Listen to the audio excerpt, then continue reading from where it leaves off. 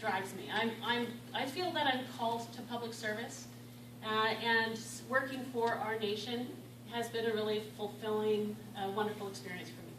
So I live in Barrie, Ontario, in the beautiful Georgian Bay Historic Métis Regional Territory, and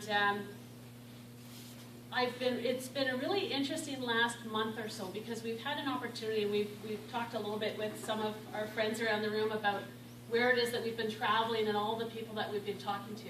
But as we go all around the province, we've been really hearing from citizens about what's important to you, what your concerns are, what it is that the vision that you have for our nation moving forward. And those things really have had a profound impact in terms of my thinking as well.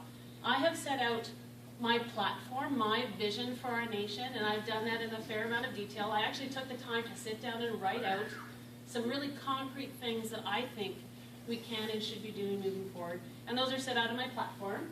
And that's actually available on my website, margaretfroh.ca. There's an entire book that's a lawyer, eh? There's copies here available for you. And some of the highlights are included in the brochure that I sent around. So when you take a look at the brochure, you'll see it's the very first thing that I talked about, and this is the very first platform I released as well. It's on Metis rights, on lands, and on self-government. And when I released that platform, I released a second one with it about protecting our lands and our waters.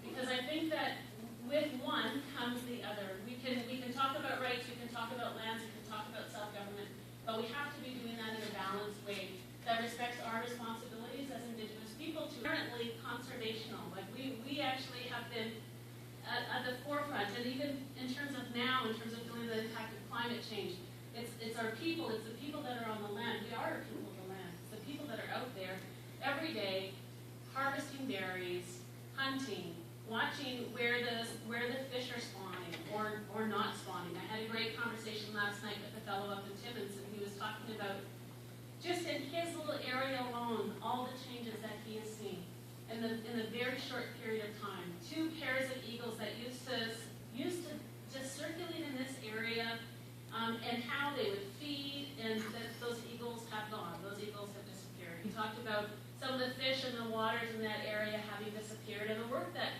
the community there has been trying to do to really be creative and thinking about, for example, how to work with Ministry of Natural Resources to help to create new spawning grounds.